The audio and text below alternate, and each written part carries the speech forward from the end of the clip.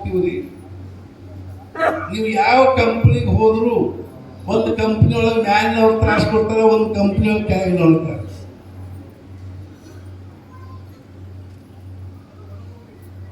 ನೌಕರಿ ಅಂದ್ರೆ ಮಹಾರಾಜರ ಶಬ್ದ ಹೇಳಬೇಕು ಅಂದ್ರೆ ಸಂಭಾವಿತ ಗುಲಾಮಗಿರಿ ಇರ್ತಾರೆ, ಒಂದೆಷ್ಟು ಅಭಿಮಾನದ ಮಾಡ್ತಾರೆ. ಖರೆ ಶ್ರೀಮಂತಿ ಅನ್ನೋದು ಏನು ಎಂಬುದು ನಮ್ಮ ಕಲ್ಪನೆ ಇದೆ. ತುಕಾರಾಮ್ ಮಹಾರಾಜರು ಖರೆ ಶ್ರೀಮಂತರು, ಸಾಧು ಸತ್ಪುರುಷರ ಖರೆ ಶ್ರೀಮಂತ. ಕಬೀರದಾಸರ ಒಂದು ಕಡೆಗೆ ಕಬೀರ ಸಬ್ ಜಗ ನಿರ್ಧನ ಧನವಂತ ನಹಿ ಕೋಯಿ. ಕಬೀರದಾಸರು ಹೇಳ್ತಾರೆ, ಜಗತ್ತಿನ ದರಿದ್ರನ ತುಂಬಿಕೊಂಡದ. ಶ್ರೀಮಂತರ ಧನವಂತರ ಯಾರು ಅಂದ್ರೆ ಧನವಂತ ಸೋ ಜಾನಿಯೇ ಜಾಕೆ ರಾಮನಾಮದ. ಯಾರು ರಾಮನಾಮ ಅನ್ನುವಂತ ಧನವಂತ ಕೋಟಿ ಕೋಟಿ ಗಟ್ಟಲೆ ಗಳಿಸಿದಾರು ಅವರು ನಿಜವಾದ ಶ್ರೀಮಂತರೇ ಹೊರತು ನಮ್ಮಂತ ಈ ದರಿದ್ರಗಳು ಬರೇ ದುಡ್ಡು ಬ್ಯಾಂಕಿನಾಗ ಇಟ್ಕೋತ ಹೋಗೋದು ಶ್ರೀಮಂತಿರ. ಆದರೂ ಇದ್ರೊಳಗೆ ಶ್ರೀಮಂತಿ ಏನು ಅಂದ್ರೆ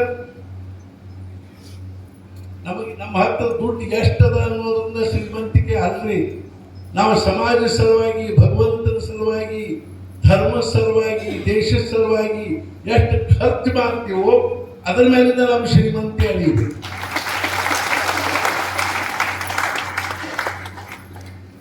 ಬರೇ ದುಡ್ಡೆಲ್ಲ ಕೂಡಿ ಹಾಕೋತ ಹೋಗೋದೇನು ಶ್ರೀಮಂತಿಕೆ ಲಕ್ಷಣ. ಆದ್ರಿಂದ ಹೇಳ್ತಾರೆ, ಧನವಂತ ಸೋ ಜಾನಿಯೇ ಜಾಕೆ ರಾಮನಾಮ ಧರ್ಮ ಹೋಗಿ. ತುಕಾರಾಮ್ ಮಹಾರಾಜ ಅಂತಾರೆ, ಪಾಂಡುರಂಗನ ಹತ್ರ ಏನದ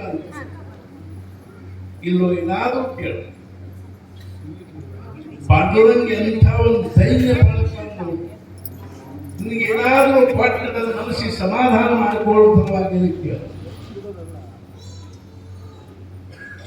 ಇಂಥವು ಆಗಿ ಹೋಗ್ಯಾರ ನಮ್ಮ ದೇಶದಾಗ. ನಾಲ್ಕು ದಿವಸ ಆದರೂ ಮಕ್ಕಳಿಗೆ ಗಂಜಿ ಮಾಡಿ ಕುಡಿಲಿಕ್ಕೆ ಕೊಡ್ಬೇಕಾದ್ರೆ ಒಂದು ಮುಷ್ಟಿ ಹಿಟ್ಟಿಲ್ಲ ಅವ್ರ ಮನೆಗೆ. They make poverty fashionable. ಅವ್ರ ಬಡತನವನ್ನು ಭೂಷಣ ಅಂತ ಕರ್ಕೊಂಡು ಇವತ್ತು ನಾವು ದರಿದ್ರ ಶ್ರೀಮಂತಿಕೆ ಬಂದಂತ ಬಿಟ್ಟಿವಿ. ಮಾಡುವಾಗ ಬಹಳ ಇದನ್ನ ಹೇಳುತ್ತೆ, ಕಳ್ಕಳಿ ತುಕ ಕೇಳು ಕೊಡ್ತಿಲ್ಲ. ಅವಾಗ ಅವ್ರು ಹೇಳಿದ್ರು, ನಟಿರೋದೇನು ವೈಕುಂಠ ರಾಜ, ಲಕ್ಷ್ಮಿ ಬೇಡ, ನಾಲ್ಕು ಮೋಕ್ಷ ಬೇಡ, ಅಷ್ಟ ಸಿದ್ಧಿ ನವನಿಧಿಗಳು ಬೇಡ.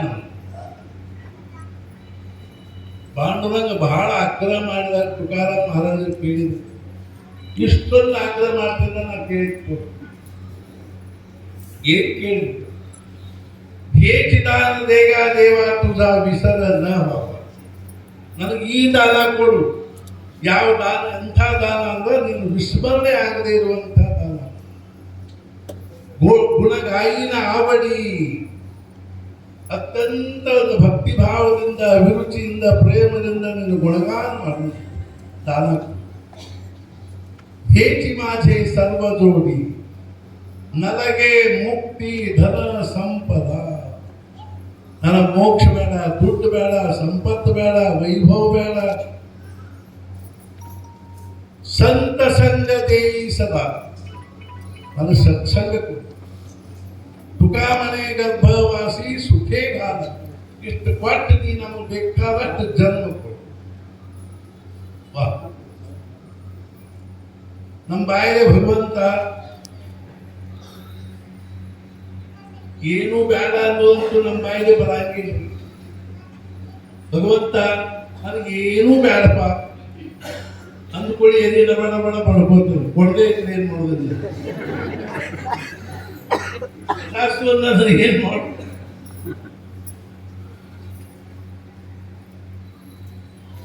ನನಗೆ ಅಖಂಡ ನಾಮಸ್ಮರಣೆ. ಮಹಾರಾಜರು ಒಬ್ಬರು ಕೇಳಿದ್ರು,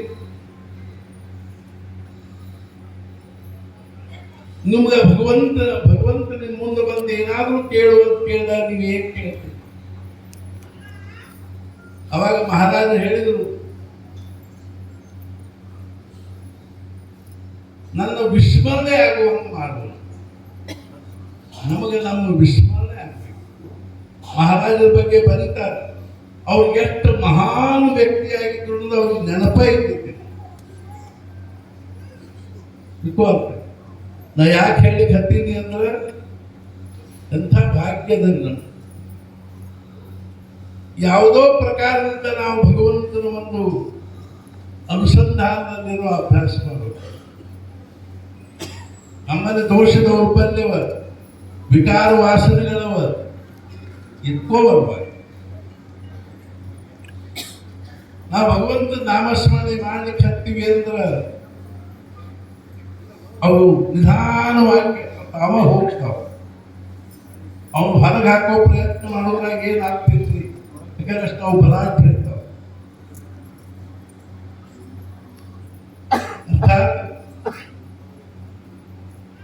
ನಾಮಸ್ಮರಣೆ ನಡೀತು ಅಂದ್ರೆ ಅವತ್ತರೆಲ್ಲ ಏನದ ಪ್ರಭಾವ ಕಡಿಮೆ. ಆದ್ದರಿಂದ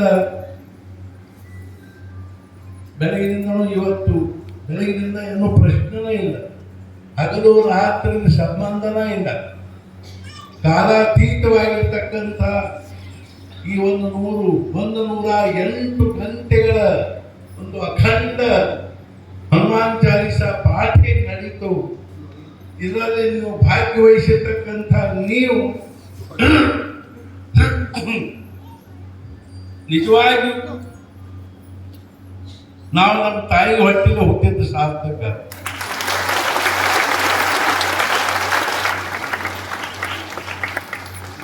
ಯಾಕಂದ್ರೆ ಇಷ್ಟಕ್ಕಾಗೆ ಹುಟ್ಟಿ ಬಂದೆವು ನಾವು. ಇದಕ್ಕಿಂತ ಹೆಚ್ಚಿನ ಏನೇನು ಮಾಡ್ಲಿಕ್ಕೆ ಹುಟ್ಟಿ ಬಂದಿಲ್ಲ.